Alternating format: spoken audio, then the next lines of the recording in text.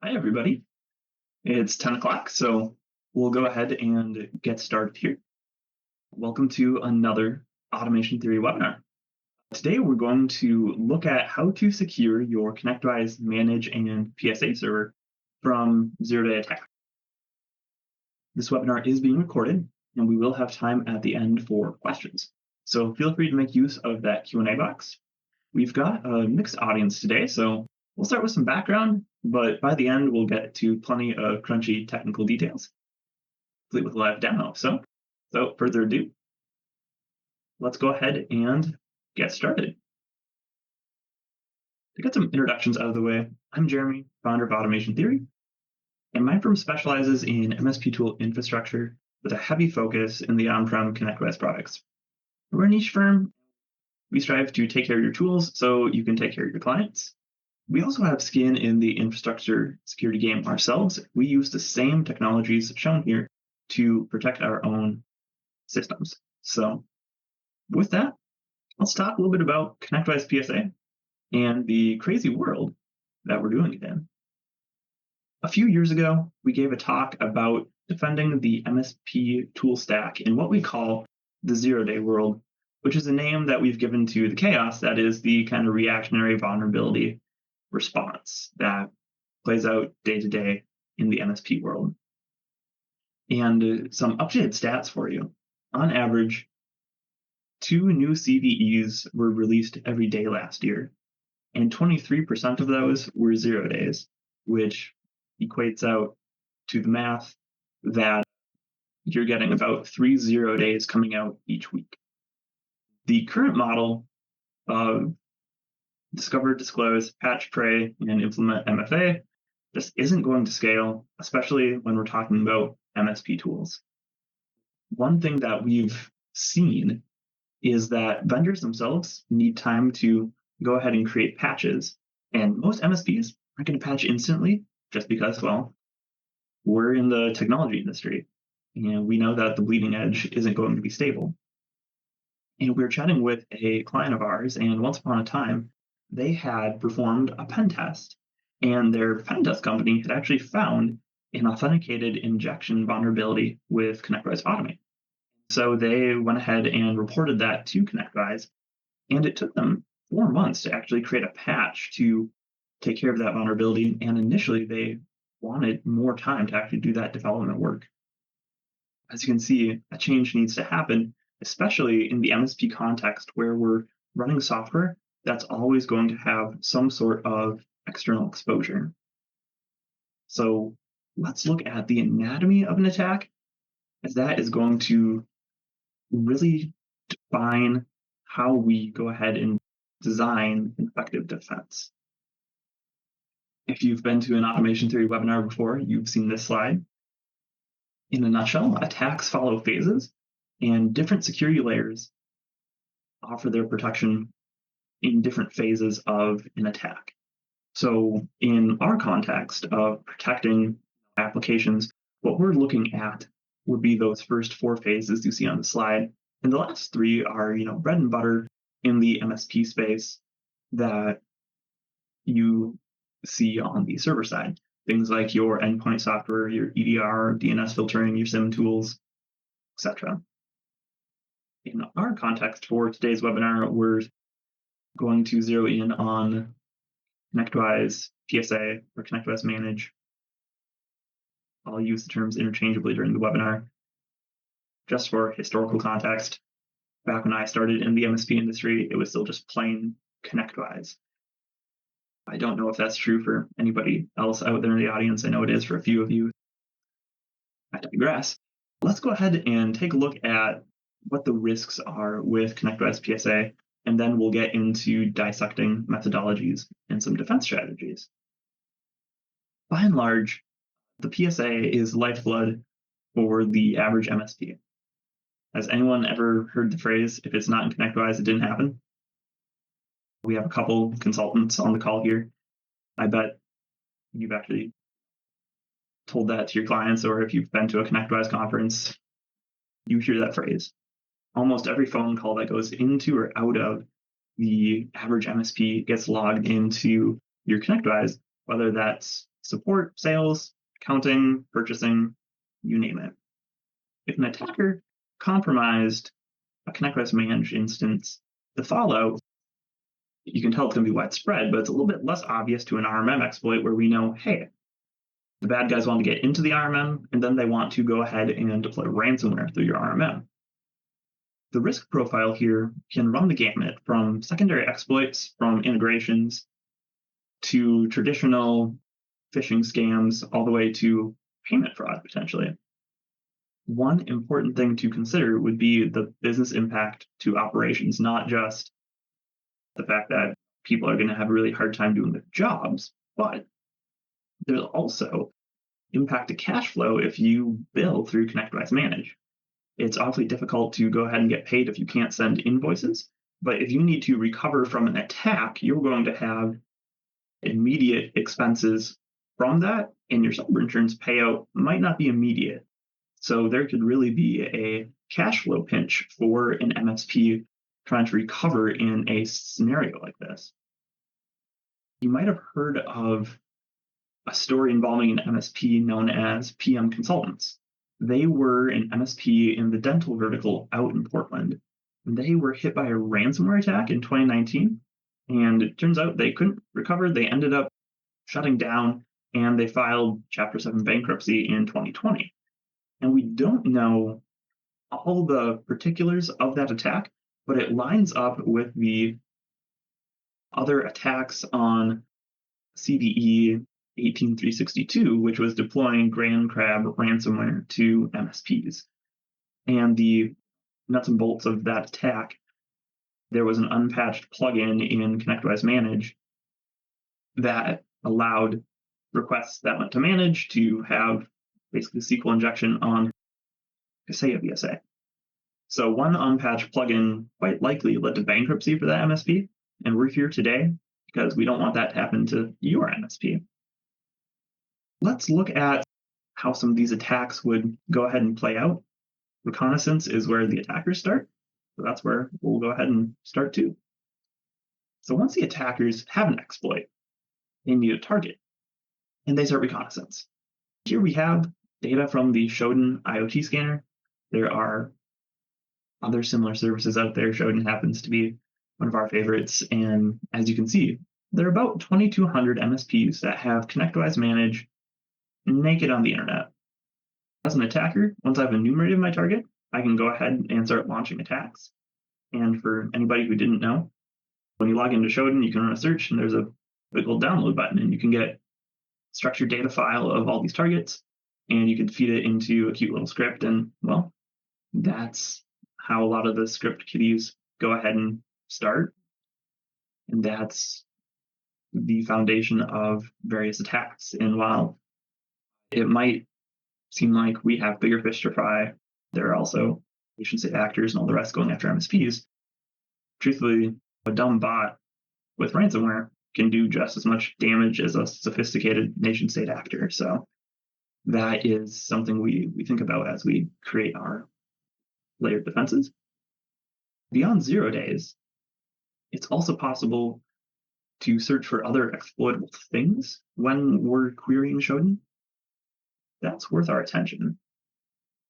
Huge shout out to Amy from our team. She sifted through all that data and put together some metrics for us here.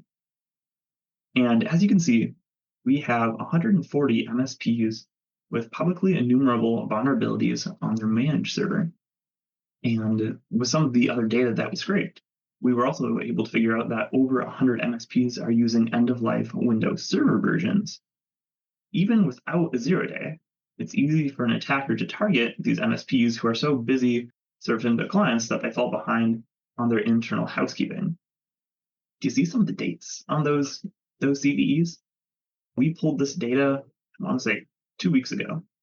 And so, as you can see, some of those vulnerabilities have been around for a really long time. I'm sure you're guessing it. Yes, there is more bad practice out there. Take a look at this slide here and see if you can spot all the bad practice. Go ahead, I'll pull up the chat here. Feel free to pop into chat all the things that you see. All right, starting to see some responses coming in. People picking up on the old ciphers. Anybody see anything else? Yep. Old version of IIS. Some additional comments on the cryptography with the Hellman there. Yep, old IIS versions. Yeah. Some additional comments on some of the header settings and tunings. You guys are hitting it on the head. There's plenty wrong with this infrastructure here. This server happens to have a CVSS 10 vulnerability that's publicly enumerable out here in Show. So this is coming all the way back from 2010. That's a 15-year-old vulnerability that's publicly exposed. If I were a bad guy looking for MSPs, I'd start here. And sometimes, as we do in our posts on social media and things like that, we call out certain bad practice. This particular MSP is from the southern part of the US, and they claim to specialize in healthcare IT, HIPAA compliance, and cybersecurity. When we think about these security layers, it's not only for your own protection, but you can also start to differentiate yourself as an MSP as far as how you're protecting your clients and things like that. This is especially egregious example, but here we'll move on to something that's a bit more common. When we think about the security surface area, it's not just the OS or the application, but it's also the frameworks that these applications use. So ConnectWise Manage uses jQuery, which is a JavaScript library for handling interactions on a web page, things like button clicks, showing hiding elements, etc. Your ConnectWise Manage can be fully patched. You can be an MSP, you're on the ball, you're getting your update emails, and very quickly you've got a robust patching process and all the rest. But if a jQuery vulnerability comes out tomorrow, you're still going to be at risk. And you can't fix that issue at its source until ConnectWise releases a patch. And that's going to take time, like we talked about before. And the same thing is true for integrations, like the vulnerable plugin that Grand Crab ransomware exploited. Since cross-site scripting vulnerabilities are the most common in the wild, it makes sense that we should talk about cross-site scripting a little bit more. So like most web exploits, the core of cross-site scripting is having code that gets inserted somewhere inside a web application where it's not supposed to be.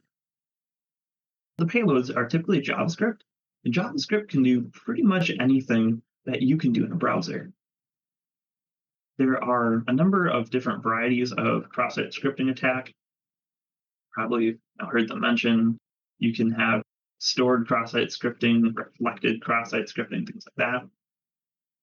But in the MSP industry, when we were going through all of the data and compiling our security research, it seems like URLs are probably going to be the top attack vector for MSP tools.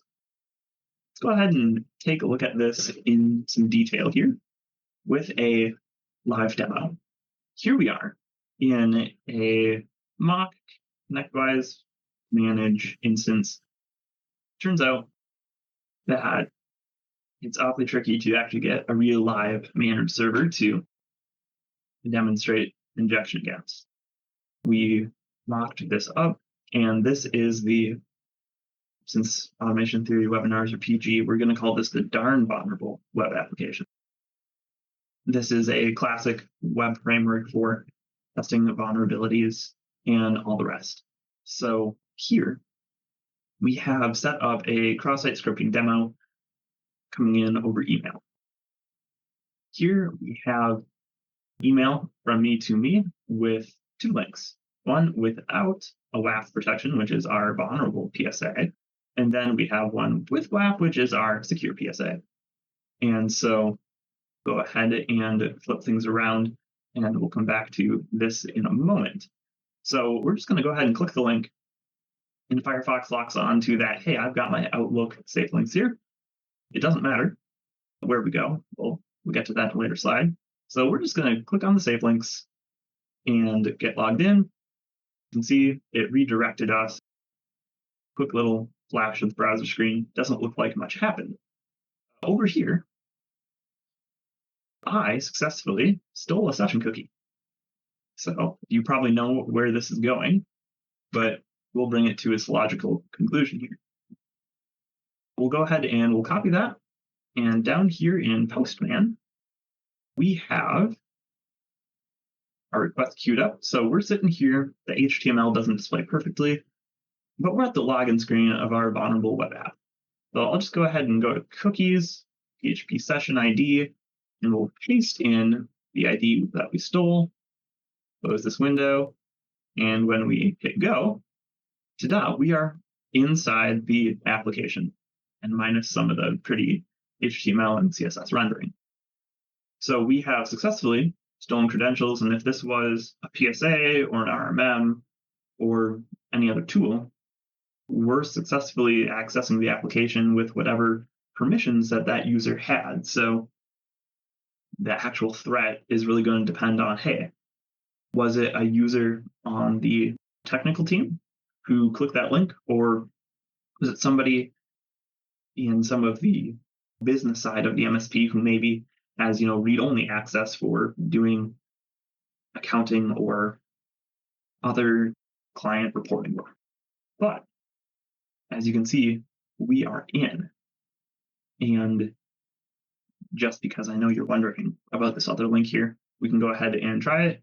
And it is the same payload. We'll go ahead and we'll click the safe link. And you can see that this hit our WAF and we have a 405 code. And you can actually see the payload in the URL here. So it's this little gibberish bit of JavaScript minus the actual script tags. This doesn't look too intelligible.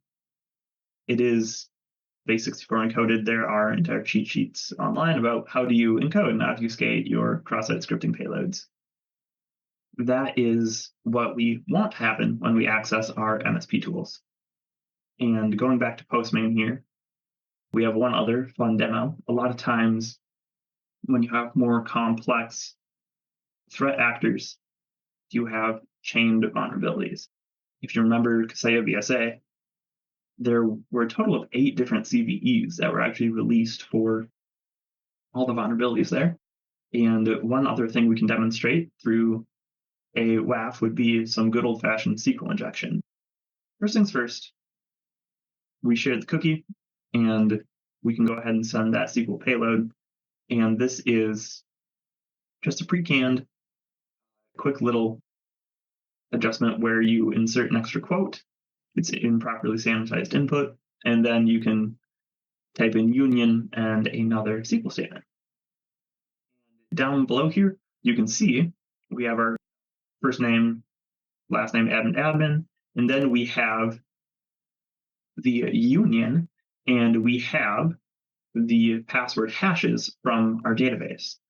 So obviously, this is just an example, but we can SQL inject. We can have unfettered access to this database. And so if this was an RMM, we could all of a sudden start to insert commands for those remote devices, or if there was a vulnerability within an integration, we could also go ahead and take advantage of that. I don't know if it's very prevalent, but on paper, ConnectWise Manage in a workflow can go ahead and run a ConnectWise Automate script. There is the interplay where, in our context of the PSA, if I can do bad things inside the PSA, I can maybe go ahead and break out into your RMM, other stored API integrations, things like that. And to round things out, because I know you're curious, we'll go ahead and we'll duplicate this. And what happens if we run this through the WAF? Probably pretty predictable, but we go ahead and we get our 405 code that, well, you can't do that. The WAF in real time spotted the injection parameter inside the body, and it blocked that request. Last but not least, because we're going to talk about it in another slide, we can quick do some spot checking here.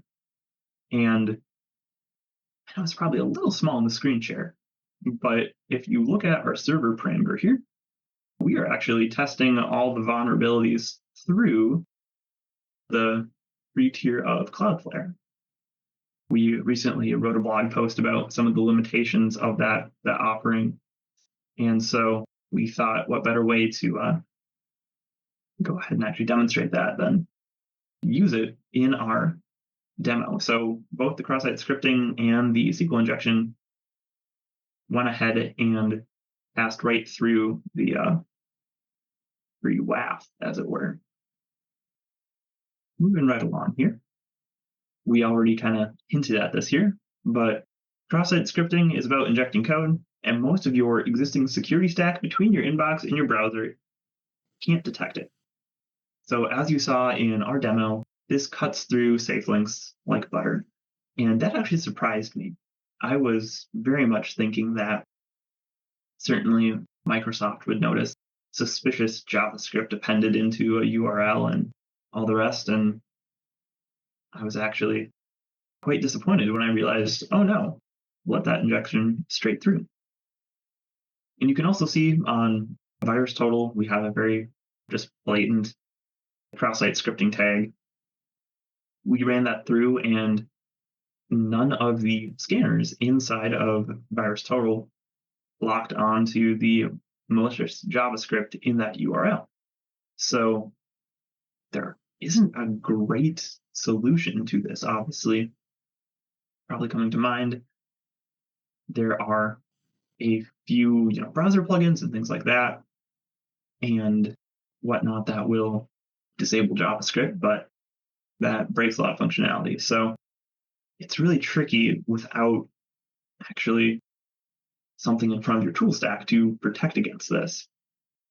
I found it just truly mind-bending that a link to your own MSP tool, it's not like a phishing link in the true sense. It's going to your server and all the rest. Like, you can be exploited with a link to your own tools. With that, we've already touched on this, but here's a trick question for you. Can you fix this with a free cloud solution? And, well, we already talked about that. The answer is no. And to the chat here, no, we'll get to our solution here at Automation Theory, but we are not using AWS. So yeah, our cross-site scripting demo and the SQL injection all went straight through that free tier of Cloudflare. And here's what it looks like from the dashboard side as we were doing our webinar prep. You can see there, edge response, not mitigated. Cloudflare, the free tier, the way they describe it is it's for widespread and high severity issues. So when you get your log4js or your shell shock or something like that, they add the rule, but it's not actually a full-blown WAF. And we only mention this because there are a lot of community guides out there for securing your MSP tools with Cloudflare. And once you do that, you probably think that, oh, hey, I've checked the box. I'm a responsible MSP and I'm secure from zero-day attacks. And well, that's just not the case. So from an educational perspective, we wanted to go ahead and call that out. And in our showing data, we were actually able to enumerate several MSPs with their managed instance behind Cloudflare. And one of them was actually an existing client of ours who had Automate behind their proxy. And we reached out to them and started the process of getting their ConnectWise Manage tucked in behind the proxy as well. Now that we've covered what the problem is and the limitations of our existing solutions, we can go ahead and start to look at what does a proper security setup look like for MSPs with ConnectWise Manage. We like to say that the best security is going to be a blend of armor and camouflage, similar to the techniques that militaries use around the world. You can implement all your technical controls, you can be fully patched, have great authentication, and all the rest. But if you're still enumerable in Shodan, it's like being that pink army tank. You're going to get attacked first, and well, you might make it, you might not. It all depends on what we're going up against. And when we think about an actively exploited vulnerability, minutes matter, especially by and large, you're going to want to stay out of the crosshairs long enough to patch. We saw that with the Screen Connect vulnerability last year where ConnectWise dropped a security patch on Monday, and by Wednesday morning we have in the wild exploits. And so you definitely don't want to be in that top list of MSPs out there in Shodan.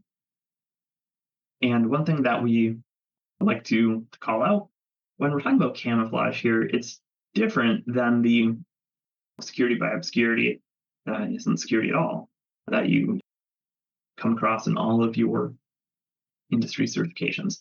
So what we're after with the camouflage idea is to implement technical controls that are going to prevent enumeration and the related attack methods.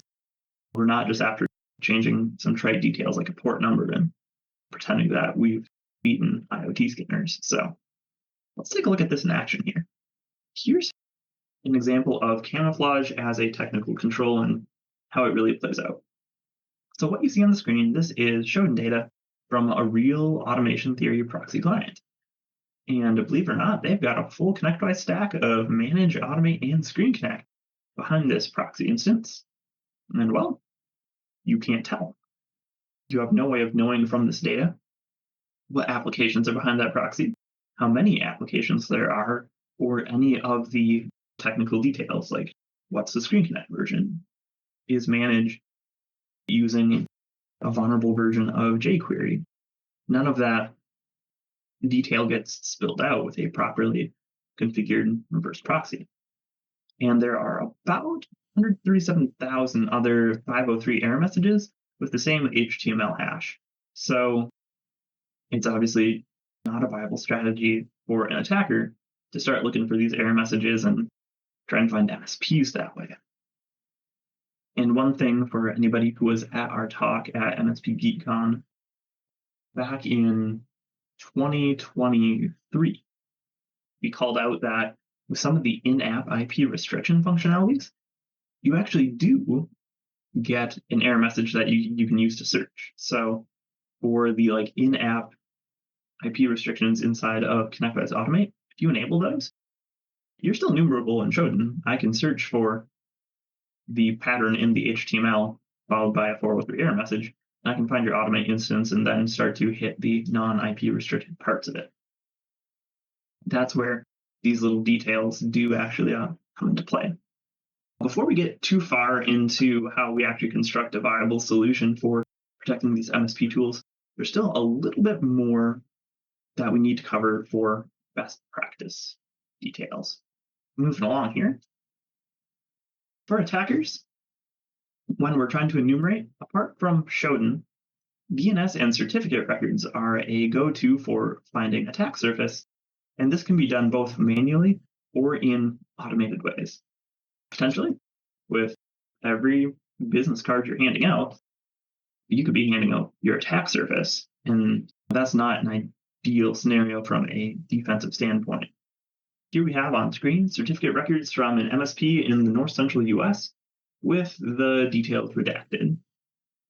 We went ahead and popped in their website, public website, FQDN, and from that we were able to find Manage, Screen Connect, and also their VPN infrastructure and an on-prem Exchange server, all of which might present some attack surface. Every named certificate that you generate is out in these transparency logs forever. You can also see that they had created some multi-named certificates, and that leaked data that we otherwise wouldn't be able to find. So you can see it down there. I apologize for not highlighting it on the screenshot, but you have in the kind of red boxes down here, you have your support dot and your experts dot blah blah blah that were generated with the public web FQDN. And so that is something that you might not think twice about as you're creating new services or spinning up additional infrastructure, but it actually does impact your overall security posture. This also touches on another aspect of best practice that I like to soapbox about, which is cryptography. So our current industry trends really focus on authentication. And we're fans of good, big, strong authentication. But other security fundamentals have fallen by the wayside, including cryptography. So we saw that bad example in an earlier slide. Just for reference, SSL version 2 was published in 1995, and here I have install disk number 1 for Windows 95. As you can see, this is a floppy disk. I guarantee that nothing that shipped on a floppy disk needs to talk to your ConnectWise Manage server. Don't get me wrong, there might be some legacy integrations out there, but we're not floppy disk legacy. And SSL version 2 was so flawed that by 1996, they came out with SSL version 3. And all of those are end of life, as you can see on the slide there. As far as stats that we gleaned out of our security research going through the Shodan data, so there are over 900 managed servers that are still listening on plain text. And I don't know of anything that integrates to a managed server that is actually needs or listening on plain text. And 38% of managed servers are using TLS versions that have end-of-life ciphers. And how this has skirted by insurance companies and vulnerability scanners, I'm not actually sure. By and large, your insurance policy for your MSP details out that, oh, hey, you have to patch known vulnerabilities within X amount of time. You need to use modern versions of cryptography, or security incident isn't covered. And we have other blog posts about that where a lack of maintenance on your MSP tools might lead to denied insurance claims and things like that. Obviously, we are experts in the infrastructure management and hardening side of things. We are not insurance brokers, nor are we lawyers. So I'm not the one you want to talk to about questions on your insurance policy, but it is in there. And that's something that a lot of MSPs might not think about. So we like to call attention to that. Now that we've rounded out our conversation around best practice, we can get to a comprehensive solution and what the architecture is going to look like. So here's a diagram with all of the layers represented. And individually, these things might not do a lot, but in concert, they create a formidable defense.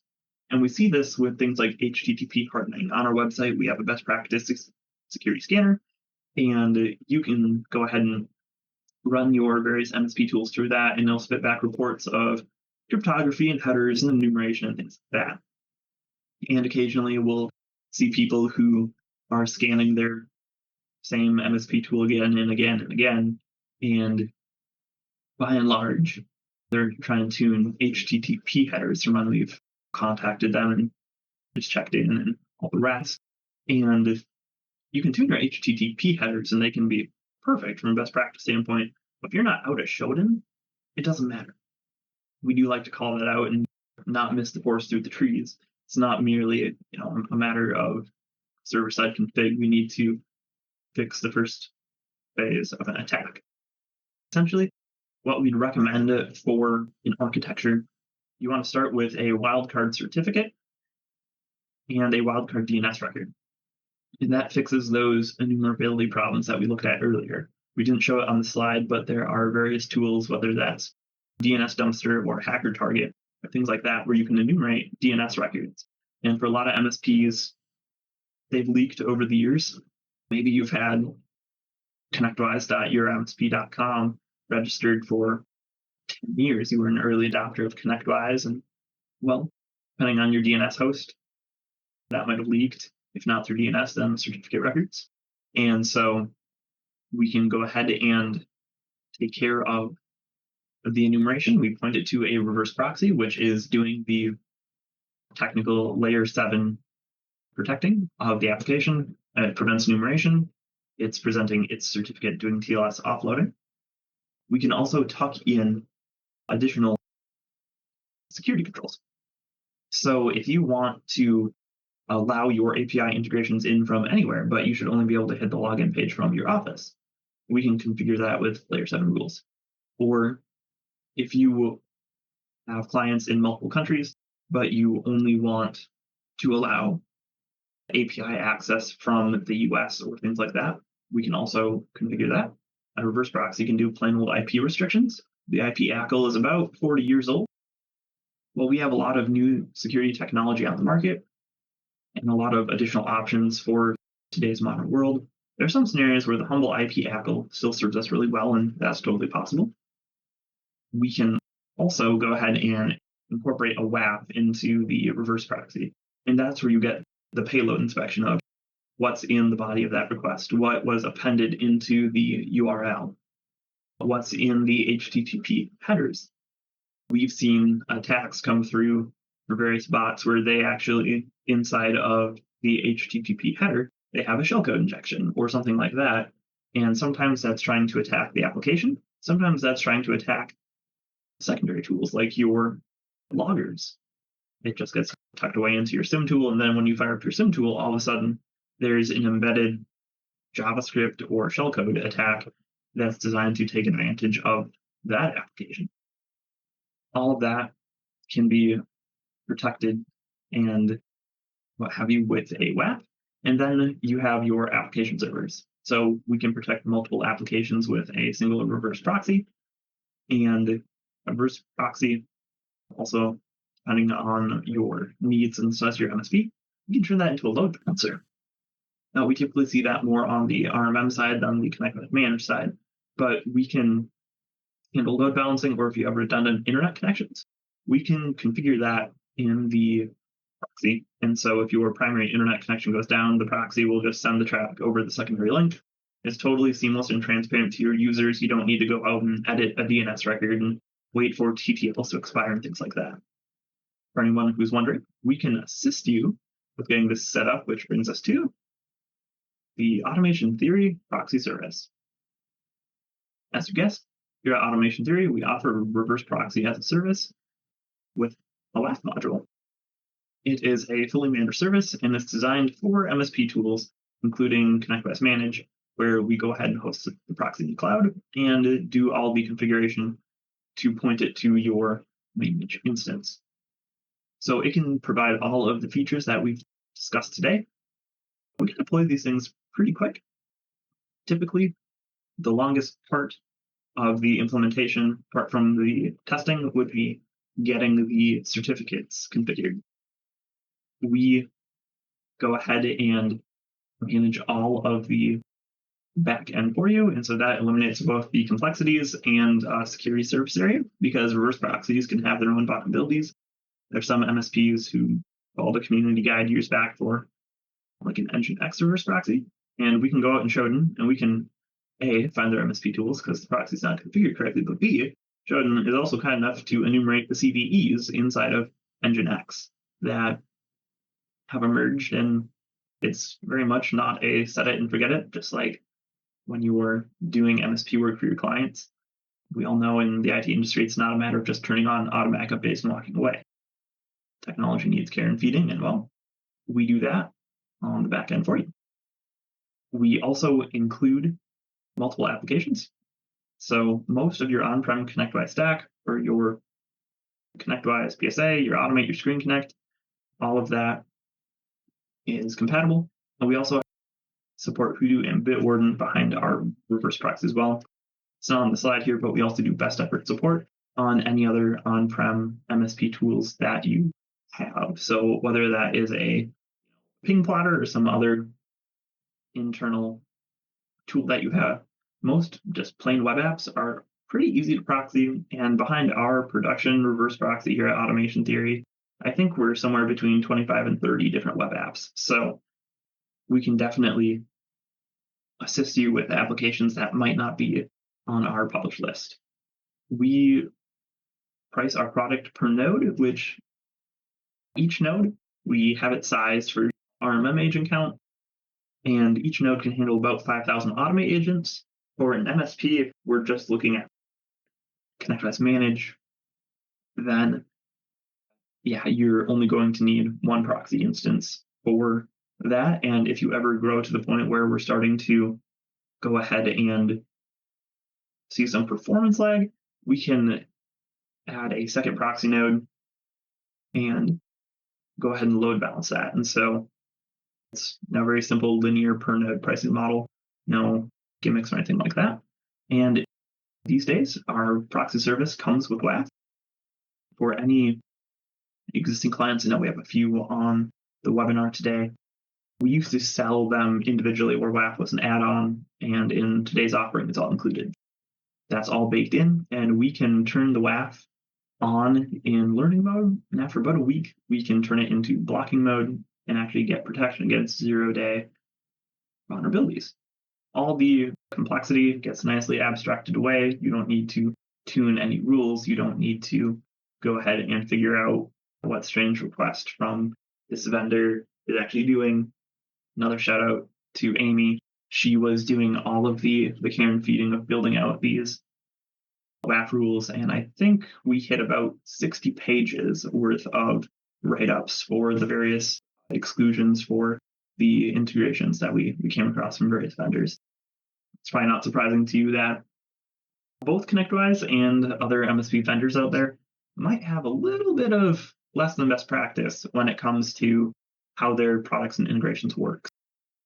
We catch all that at the WAF layer and actually need to tune that for whenever someone decides to throw out the RFC specs for how HTTP is supposed to work. And all of our rule tuning is very granular, so you don't end up with a Swiss cheese WAF, just like in the MSP world, you've seen firewalls that have been horribly misconfigured. And so you have it, but it's not actually protecting you. So we take great pains to ensure that our rules are actually providing robust protection for all of your MSP tools. With that, the rest of our time is open for Q&A. Do you need to update the TLS version on your servers? And the answer to that, in the strictest sense, is no. So when we implement a reverse proxy, final stage, once we go ahead and we have it pointed to your tools and we go ahead and have all your traffic flowing through it, your final stage will be to lock down all your inbound traffic to the static IP of your proxy instance. So at that point, the only way to communicate with Manage or Automate or Screen Connect is through your reverse proxy, which has the hardened TLS version. Now, you might want to harden that server anyways. That really depends on your internal security posture and all the rest. But for our purposes, no. The moment we drop in that reverse proxy, you'll have TLS version 1.2 and TLS version 1.3 live and enabled, along with all the benefits that come with it. Next question, does this apply to on-prem tools only, or does it apply to the cloud as well? And by and large, it is going to be for your on-prem tools only, with the exception of Cloud Automate, which is its own actual EC2 instance. And we don't really have the ability to do this for a SaaS just because of two things. First, there's no way to lock it down to your proxy, so I can stand up all the great security in front of this instance and make all the reports look great. And then you go ahead and can still go directly to the website anyways and bypass all the security controls. And then it's also tricky with SaaS vendors where they might end up changing IPs or might implement updates that break how the proxy functions. Apart from Cloud Automate, we don't support any cloud tools. Next question is latest version of TLS on devices. That might be endpoints as far as workstations. And typically you don't. The default of our reverse proxy, we have a couple older flavors of TLS 1.2 that should go all the way back to Windows 7. And we can, disable those as needed for your particular policy. But otherwise, we do have compatibility options. If you're an MSP stuck with an old version of a Windows server for your client, we can technically go all the way back down to TLS 1.0, which will get you all the way back to Windows Server 2003. We don't like to do it, but if you're stuck with it, we can help you do that. The next question is, do we need to maintain a valid third-party cert on the server? In the strictest sense, you don't have to. The way we configure HA proxy on the back end, it will work with whatever cert the server has, so long as it has a certificate. If that expires, it will still use it to encrypt and pass traffic. But we do recommend maintaining your certificate just in the fallback scenario. So, what happens if the cloud goes down? You've got your on-prem tools, you got your proxy in the cloud, and all of a sudden, if there's an upstream outage, which happens to every cloud provider eventually, we need to get your tools working again. So typically, that'd just be a DNS failover for a ConnectWise Manage. You'd update your FQDN to point back to your IP directly, back out your firewall rule, and you are all set. Getting a new cert probably only takes a couple minutes, but when Teams is blown up that, hey, I can't get into ConnectWise, and you're trying to make heads or tails of what's going on, and you've got to get out to us and all the rest, not having to go log in and go issue and bind the certificate, it's probably worthwhile. Let's see, the next question is about ConnectWise PSA Updater. And that is a great question. Do you need to patch everything in the window there? I am not as versed in ConnectWise PSA server-side mechanics as I am Automate. My background is being an Automate administrator on Screen Connect. But yes, as I understand it, if you have updates showing in your updater, your version of Manage is out of date. And so as a best practice, yes, I would definitely suggest patching your application. And you can find the release notes on the ConnectWise website as far as what's contained in those patches. Next question is, does one proxy WAF instance cover multiple tools? And the answer is yes. We can cover almost all of your on-prem tools with a single reverse proxy instance. And the way we size it is based on RMM endpoint count. So we say that each proxy instance can handle about 5,000 Automate agents. And then if you have more than that, let's say you're a larger MSP, you've got 8,000 devices, then we'd have 2 proxy instances. We configure them as a failover cluster. So that's just simply 2x on the line item as far as price goes. If you do have any other questions for us, you can always pop in a ticket to support@automationtheory.com. We'd be happy to answer them. Otherwise, you can go ahead and find additional pricing on our website. We have a quote tool out there. You can do a self-service quote. And we also have some great blog information out there if you want to learn more. So with that, thank you all so much for coming. And we will go ahead and talk to you soon.